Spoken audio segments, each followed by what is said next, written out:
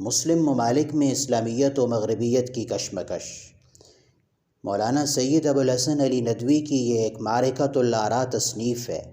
اس میں امت مسلمہ کے لیے عصر حاضر کے سب سے بڑے چیلنج کا ذکر کیا ہے جو مغربی تہذیب و تمدن کی شکل میں پورے عالم اسلام کو اپنی لپیٹ میں لے رہا ہے۔ مولانا نے اس میں حالات کا تجزیہ، مسلمانوں کا محاسبہ اور مستقبل کے لیے لائحہ عمل پیش کیا۔ 350 صفحات پر مشتمل یہ کتاب 1970 میں اس وقت لکھی گئی جب یورپی انقلاب نے عیسائیت و یہودیت سمیت دیگر اکثر مذاہب کو شکست دے کر اسلام کی طرف اپنا رخ پھیر لیا تھا۔ اس وقت مسلم دنیا کا اقتدار زیادہ تر ان لوگوں کے ہاتھ میں تھا جو یورپی تعلیمی اداروں کے فاضل تھے۔ اسلام صرف ان کی زبان کی حد تک موجود تھا جبکہ قلب و جگر پر مغرب ہی کا تسلط تھا۔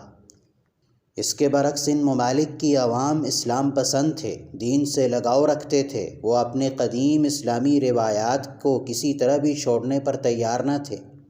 اس کے نتیجے میں اسلامی ممالک میں ایک عجیب کشمکش یا ذہنی تناؤ یا خطرناک الجھن پیدا ہو چکی تھی۔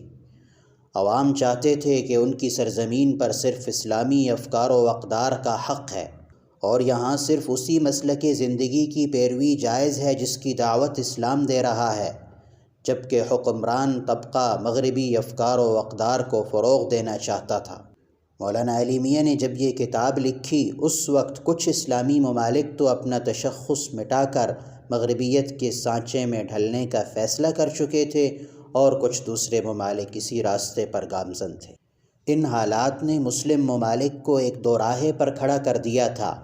انہیں اپنے مستقبل کا تعین کرنا تھا، اپنی درست سمت منتخب کرنی تھی، مگر حالات اس قدر خطرناک تھے کہ یورپی انقلاب ان کے سروں پر امنڈ رہا تھا۔ گویا دشمن اپنے پورے جاہ و جلال کے ساتھ دروازے پر دستک دے رہا ہے۔ اگر دروازہ کھولا جائے تو بھی مارے گئے اور نہ کھولا جائے تو وہ اسے توڑ کر اندر گھس جانے کی صلاحیت رکھتا تھا۔ واضح رہے کہ مغربی انقلاب صرف خشک فلسفوں کا مجموعہ نہ تھا، بلکہ وہ تازہ دم زندگی اور نشاط اور حوصلہ و عزم اور مشینری صلاحیت سے بھرپور تھا۔ اس کا مقابلہ عالم اسلام کے لیے بالکل ایک نیا تجربہ تھا۔ ایسے میں 3 مختلف رویے تھے جو متوقع طور پر عالم اسلام کی طرف سے اختیار کیے جا سکتے تھے۔ مولانا نے ان تینوں رویوں کا ذکر کیا اور اس پر مثالیں بھی پیش کی۔ پہلا رویہ یہ تھا کہ جدید مغربی تہذیب سے مکمل کنارہ کشی اختیار کی جائے اور اس کی ترقی کو یکسر رد کر دیا جائے، کسی طرح بھی اسے قبول نہ کیا جائے۔ مصنف نے اس رویے کا غلط ہونا عقلی و نقلی دلائل سے ثابت کیا اور یہ وضاحت کی کہ اسلام دنیاوی ترقی کا مخالف نہیں، بلکہ وہ عقل و فکر کو استعمال کرنے اور خدا کی مخلوقات میں غور کرنے کی ترغیب دیتا ہے۔ زندگی کے رواں دواں قافلے سے الگ ہو جانے کا نتیجہ خود کو نقصان میں ڈالنے بلکہ اپنے ہی وجود کو خطرے میں ڈال دینے کے سوا کچھ نہیں ہے، جبکہ اسلام شکست کھانے یا زندگی سے علیحدہ ہو جانے کے لیے نہیں آیا، اسے تو دنیا کے تمام نظاموں کو چیلنج کرنا ہے اور ان سب پر غالب آنا ہے۔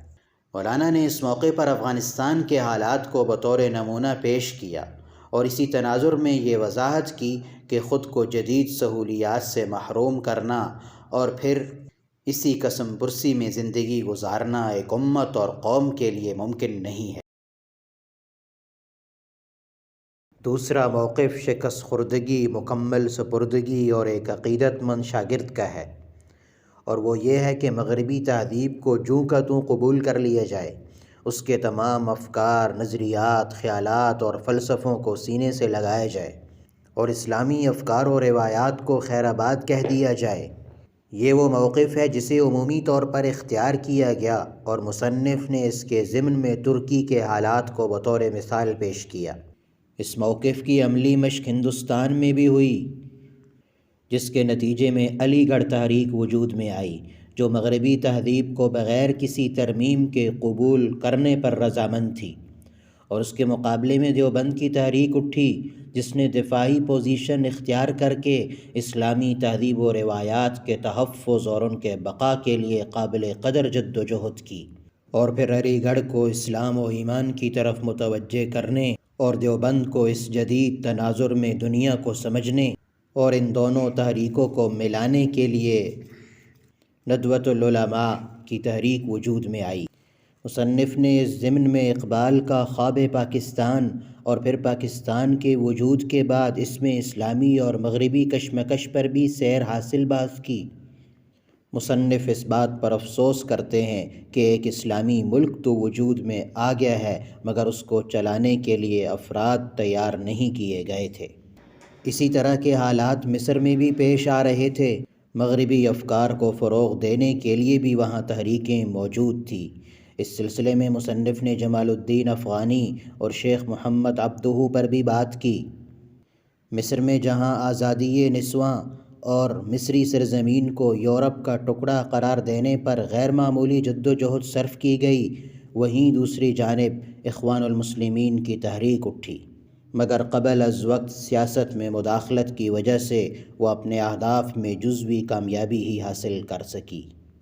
مصنف نے شام و عراق اور ایران و تونس میں بھی اس کشمکش کو بیان کیا اور یہ وضاحت فرمائی کہ یہ جو ممالک یکے بعد دیگرے یہ خطرناک موقف اختیار کرتے جا رہے ہیں، یہ امت مسلمہ کے لیے بلکہ کل انسانیت کے لیے انتہائی افسوسناک ہے۔